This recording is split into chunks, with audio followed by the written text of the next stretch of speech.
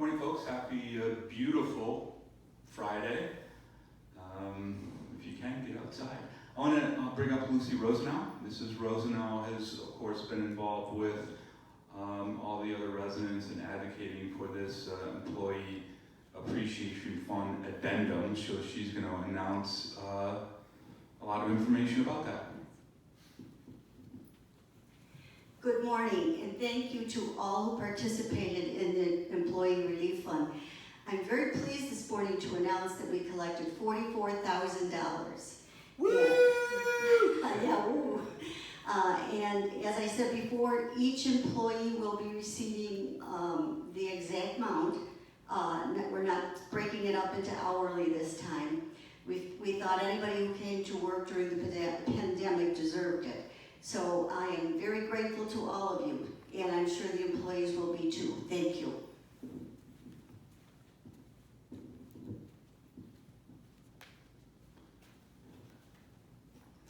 On behalf of all the employees and myself, I just again want to thank Mrs. Rosenau and all of the residents of Canterbury Woods for their graciousness, their understanding of what the staff has gone through and continues to go through during this pandemic. Because, you know, even though New York State is opening, and that is wonderful to see, it doesn't change the fact for us that we're a aging services, we're a retirement community, and our average age is 87 years old, and we have healthcare and so on. So for us, the acuteness of this ongoing pandemic is real, and it's not going away anytime soon. And it's again, we're humble. For myself, I'm always humbled to work with the residents and certainly witness their graciousness in times like this. I'll start off by saying that as of today, we don't have any cases at Canterbury Woods, either in the health center or within independent living. So, again, it continues to be wonderful news. I want to thank all the residents for continuing to follow the protocols, which I know can be annoying at times. We will continue to revisit those protocols. Dawn Wilkes and I had a discussion earlier today about one in particular, and we're going to continue to look at all of the things we have in place as they relate to both resident safety and resident convenience. I've gotten more and more questions here in Williamsville, I can tell you, about the fact that the village doors are locked. You can go out, but you can't come in. And residents asking, can we change that protocol and let residents in and out with their key fobs? And I can tell you that, that's certainly on the table and for down the road. I don't know when. We aren't allowing visitors on campus, and so that has allayed some of the ability for visitors to come in those side doors. But there's going to be more discussion about that, I can tell you. Sorry, that's me trying not to itch my nose again. I'm going to talk about it with the resident council again as we continue to move forward with some of these reopening initiatives. So that certainly is on the table. I also, last Friday, I talked about properly wearing your mask. And I'm going to continue to do that because I continue to see this.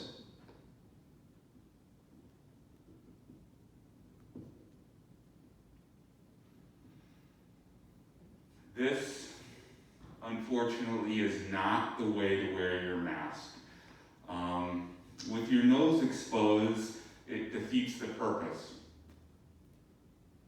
So please, wear your mask, wear it over your nose, especially when you are talking with another person. certainly when you're talking with our staff. I mean, we all have the obligation to keep the others safe. Residents have the obligation to be understanding that staff are wary of you just as you're wary of them.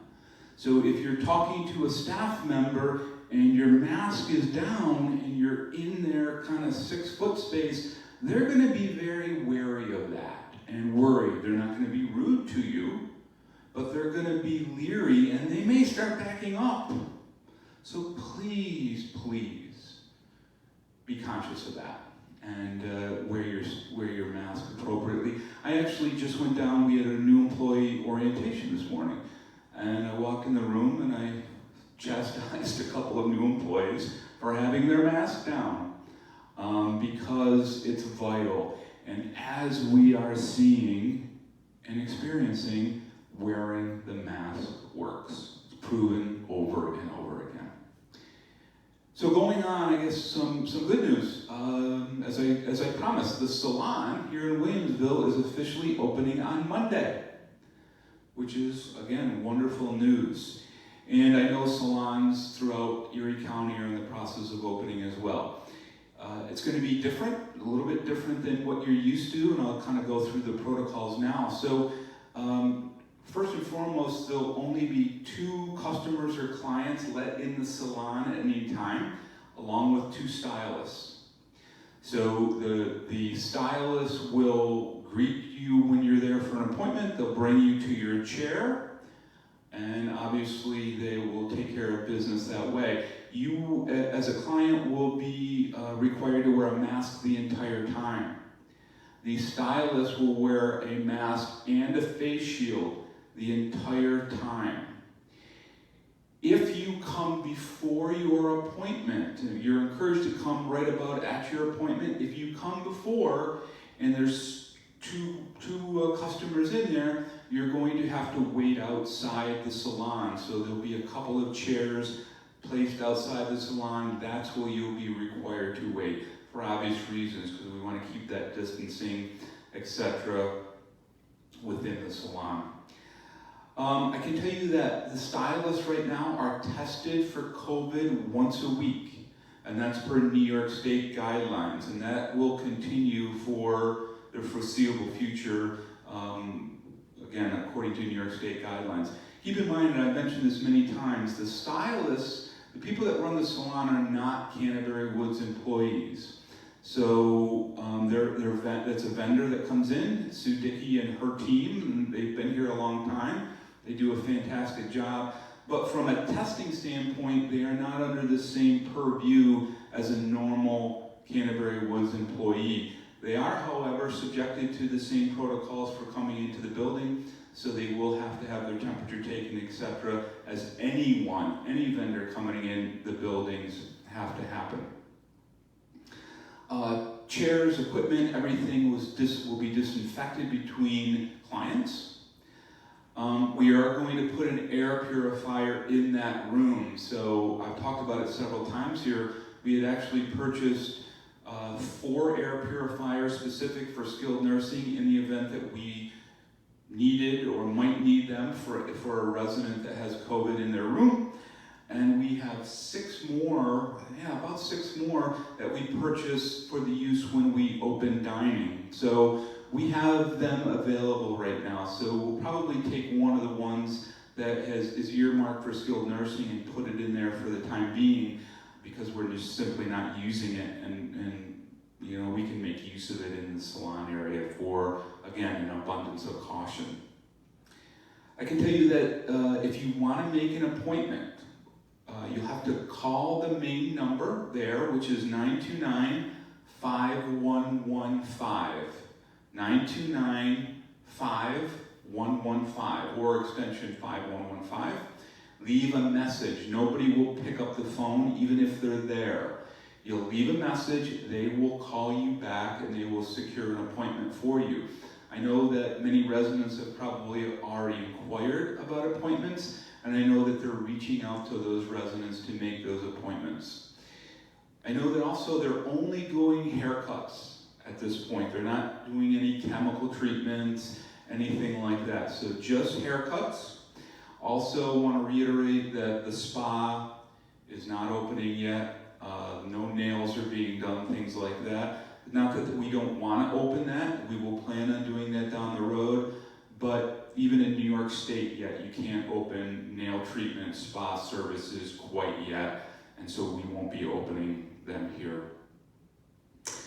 One other quick thing. Oh, by the way, no skilled nursing or assisted living residents will be visiting the salon as of yet. Again, assisted living and skilled residents are still, can't come off their unit for obvious reasons because they're so susceptible to the virus. So those folks that are needing services on the units are getting those services within skilled nursing and assisted living. They will not be going to the salon at this point. I know that many folks, there's not a salon at Gate Circle, and folks here go to outside salons, and the question was about transportation. We are going to be providing transportation for folks that want to go to their own salon, as we did previously. Heaven forbid I say to ladies, now that salons are open, and gentlemen of course, that we're not going to transport you to these salons. I would not do that. So we will be transporting you so you can make those appointments as appropriate at both sites, here in Williamsville and at Gate Circle as well. At this point, the only transportation that we won't be doing is group transportation yet. We won't be transporting several residents at a time on the bus to Wegmans, Tops, and other places. So we're not there yet with that. But to salons and obviously to doctor's appointments and pharmacies and so on, we'll still continue to do that. That's all I had for today. Again, please enjoy this fantastic day, and through the weekend, stay safe, wear your mask, and wear it over your nose, please, and I'll see you back on Monday. Thank you.